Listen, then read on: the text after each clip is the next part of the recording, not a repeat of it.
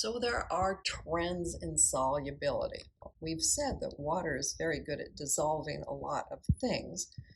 Water is a solvent, and in general, the definition of solvent is the component of the solution, so that's after everything's mixed together, that is present in the largest number of moles. Okay, so water is usually that in most of the work that we do. There are other things that can dissolve stuff. And the solute is all the components besides the solvent. Because like if I was pulling out seawater and looking at it, yes, the largest component would be water, but you would have like sodium chloride, potassium iodide, and all sorts of different things in there, and they would all be solutes. Now, solubility refers to the maximum quantity of a substance you can dissolve in a certain volume of the solution. Now, you do have a little bit of experience with this, because if you've ever dissolved sugar in a cup of tea, for example, you'll find out that there's only so much sugar that will dissolve.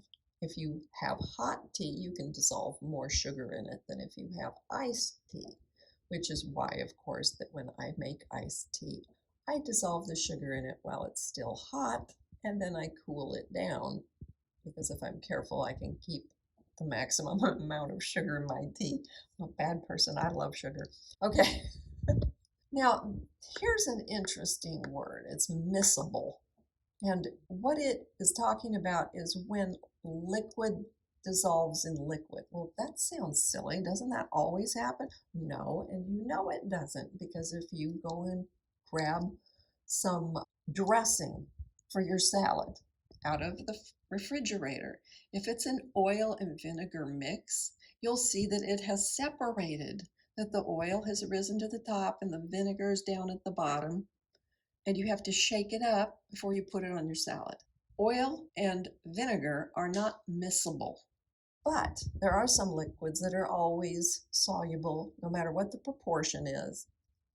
For example, water and ethanol. If you put water and ethanol together, they'll just mix up completely. Set it aside for a year, it won't separate, okay?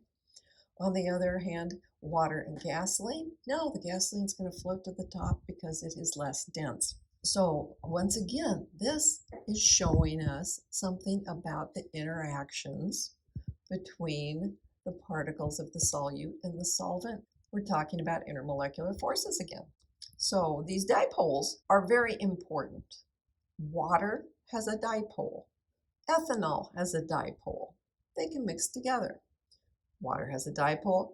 Gasoline, think octane. There's always an octane rating on gasoline. So you're sitting there saying, oh, it's one of these things where it's a long strand of a hydrocarbon, and yeah, this just has London dispersion forces, so not very interested in sticking to the water.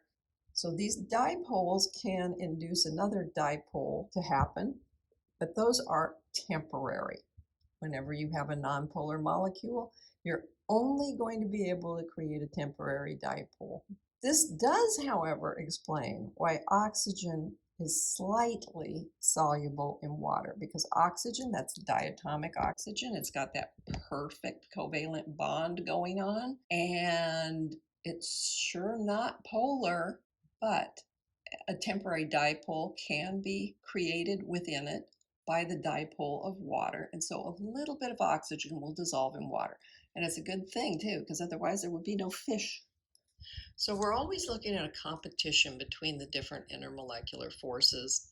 Now, if I have a solute and I have one that has both polar and nonpolar groups within its structure, so at this point we're talking about a fairly large thing that we're trying to dissolve, a large molecule. If I'm trying to dissolve it in a polar solvent, the more nonpolar groups there are, the less of it will dissolve.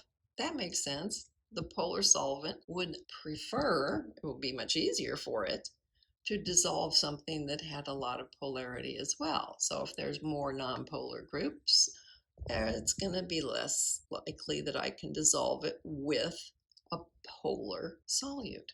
At this point, we just like to refer to water because we use it for so many things. And so we'll talk about something being hydrophobic or hydrophilic, all right? And literally from the Greek roots, this is water-fearing and water-loving, okay?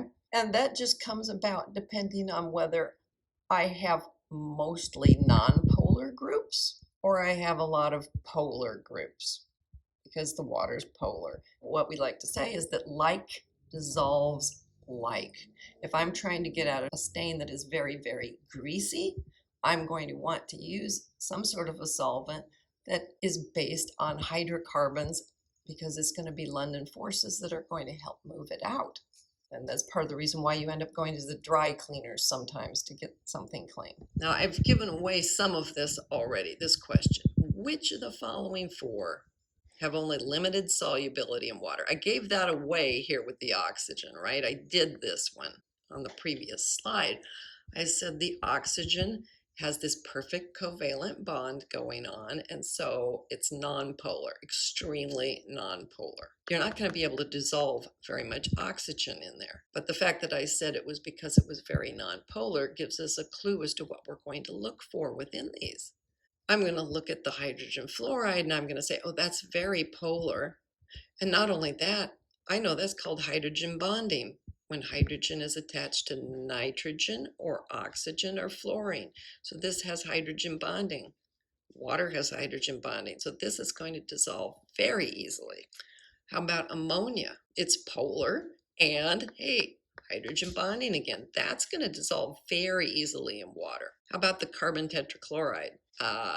Yeah, that's going to look like a tetrahedron. That's a very symmetrical, and the bonds are all pointed in all sorts of opposite directions, so they cancel out. Even though each bond is polar, the molecule isn't polar, so it's not going to dissolve well in water at all.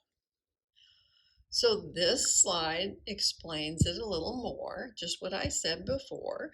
If you're looking at these, you discover that this is nonpolar because that's that perfect covalent bond. This is nonpolar because all the polar bonds are pulling in opposite directions and end up canceling out because of symmetry. But this guy's polar because of his shape.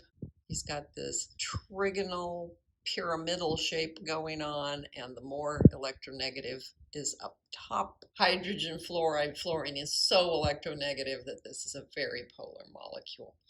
So you can see that we're talking asymmetry with polar bonds, so they're going to be polar molecules. They'll dissolve very easily in a polar solvent like water.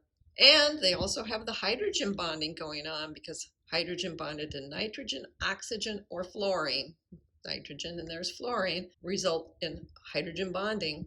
So they're very soluble. These are only very slightly soluble. This is a set of solubility rules.